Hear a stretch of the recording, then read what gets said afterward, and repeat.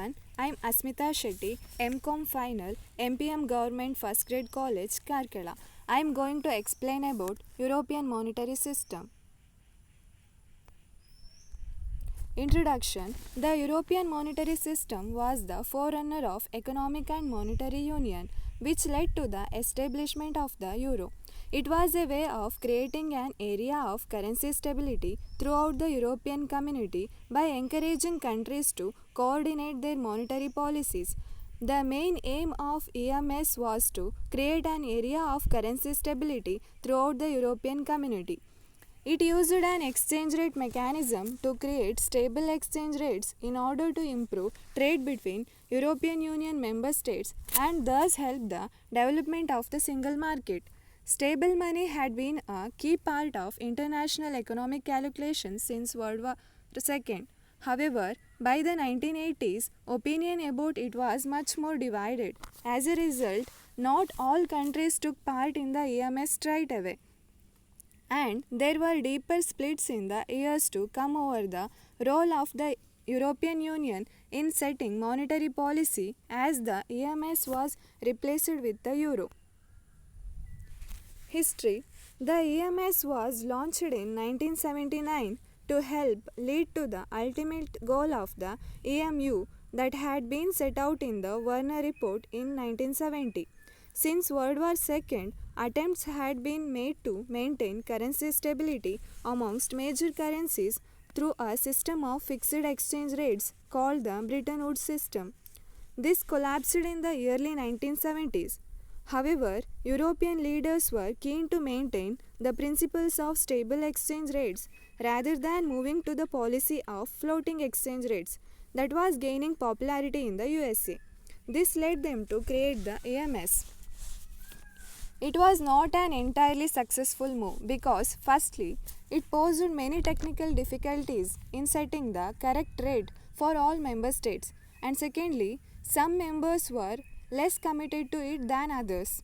Britain didn't join the ERM until 1990 and was forced to leave in 1992 because it couldn't keep within the exchange rate limits. The project, however, continued. Under the Maastricht Treaty in 1992, the EMS became a part of the wider project for the EMU that was developed during the 1990s.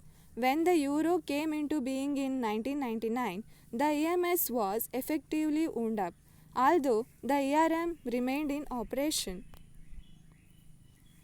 Meaning, the European monetary system was originally a system of fixed exchange rates implemented in 1979 through an exchange rate mechanism.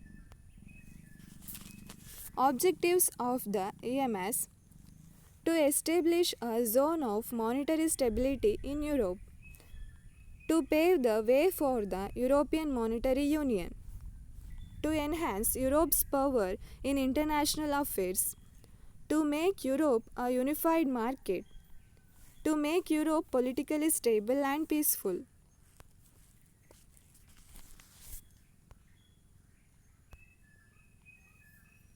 Working of European monetary system. The main elements in the EMS were: first one, the exchange rate mechanism.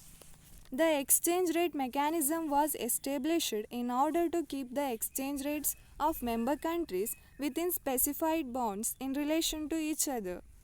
Second one, the European Currency Unit.